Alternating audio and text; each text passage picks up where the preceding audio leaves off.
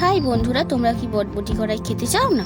তাহলে এইভাবে রান্নাটা করার পরে চেটে চেটে খাবে, এক থালা ভাত নিমেষেই উঠে যাবে।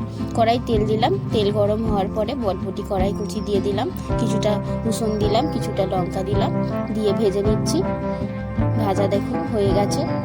এবার অল্প অল্প করে নামিয়ে নেব। আরও এরকম আমাদের ভিডিও দেখতে চাইলে আমাদের কমেন্ট করে জানাবেন।